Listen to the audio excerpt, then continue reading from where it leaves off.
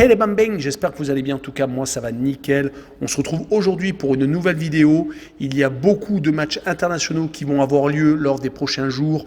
Cette vidéo sera donc sur les premières confrontations, que ce soit en Ligue des Nations avec Pologne contre Pays de Galles, en éliminatoire de la Coupe d'Afrique des Nations 2023 entre l'Angola et la République Centrafrique, la Libye et le Botswana et le Ghana contre Madagascar et enfin la dernière opposition entre deux pays européens, l'Écosse qui reçoit l'Ukraine lors des qualificatifs pour la Coupe du Monde 2022.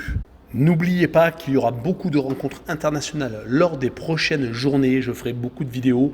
Par exemple, l'équipe de France a 4 rencontres internationales jusqu'au 13 juin. On attaque avec le premier match, les qualificatifs pour la Coupe du Monde 2022 entre l'Écosse et l'Ukraine. Une rencontre qui a été décalée à cause du conflit entre la Russie et l'Ukraine.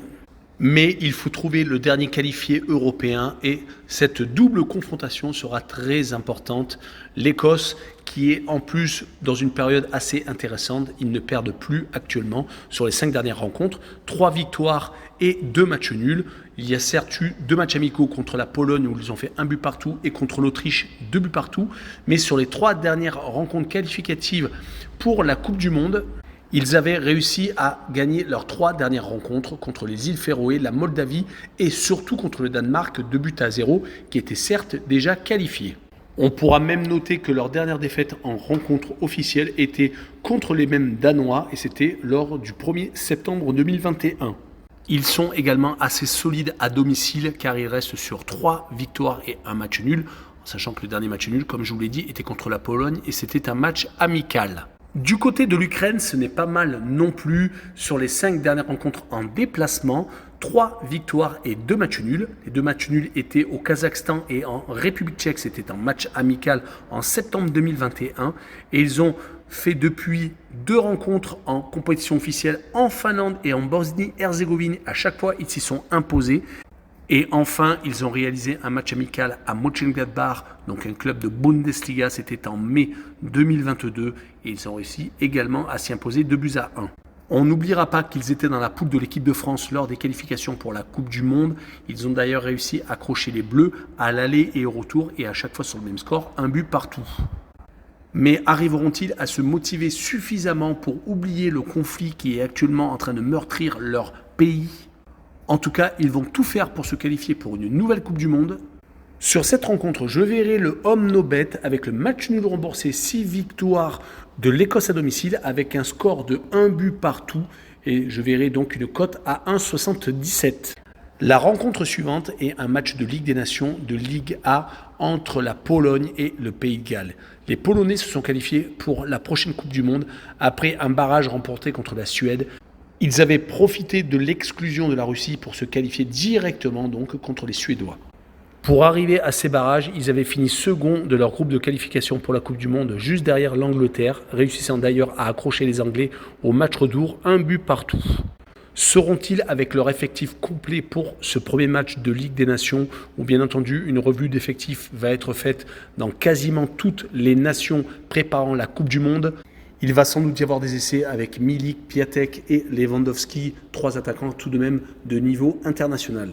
Si on prend leur bilan, toutes compétitions confondues sur les 5 derniers matchs à domicile, c'est assez mitigé. 3 victoires contre l'Albanie, San Martin et la Suède, qui était le barrage pour accéder à la Coupe du Monde. Le match nul contre l'Angleterre, également lors des éliminatoires de la Coupe du Monde, comme je vous l'ai dit un peu plus tôt, et une défaite contre la Hongrie de 2-1.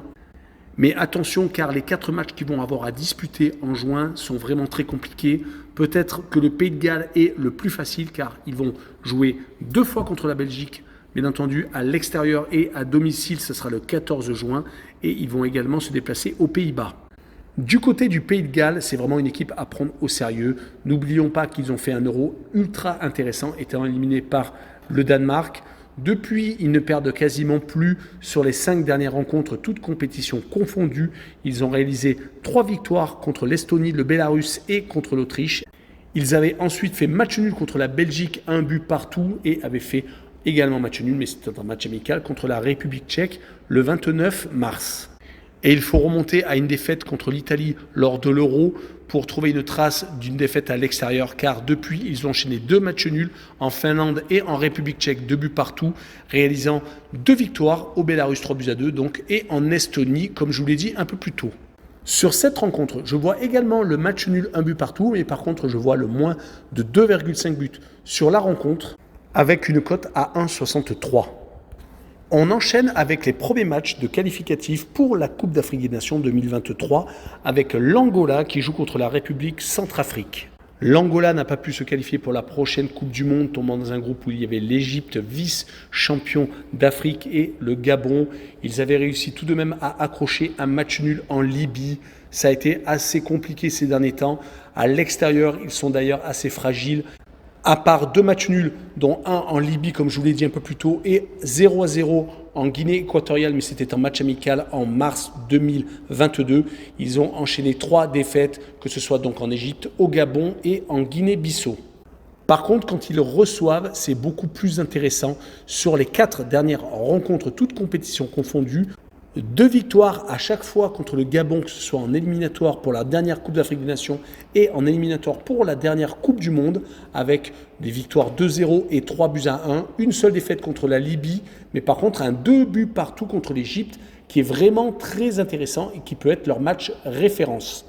Côté République Centrafrique, par contre, malheureusement, quelques matchs nuls à droite et à gauche, comme contre le Soudan lors de la dernière trêve internationale 0-0, ou alors le match nul contre le Cap-Vert en éliminatoire pour la Coupe du Monde, mais beaucoup de défaites, 7 sur les 10 derniers matchs, et leur dernière victoire remonte à un déplacement au Nigeria qui avait été un peu la surprise à ce moment-là. On notera que la dernière opposition entre l'Angola et la République Centrafrique avait donné à chaque fois l'équipe receveuse vainqueur. Je verrai donc une victoire 2-1 de l'Angola sur la République Centrafrique. Malheureusement, je n'ai pas encore les cotes, les bookmakers ne les ont pas encore données, mais je verrai le plus de 1,5 but pour l'équipe angolaise à domicile.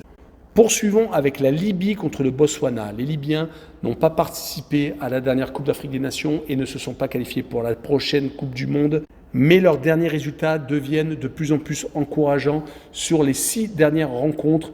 Ils comptent 3 victoires contre le Gabon à domicile lors des derniers éliminatoires pour la Coupe du Monde et 2 victoires en matchs amicaux au Koweït et au Niger, un match nul contre l'Angola à domicile et 2 défaites contre l'Égypte et en Mauritanie.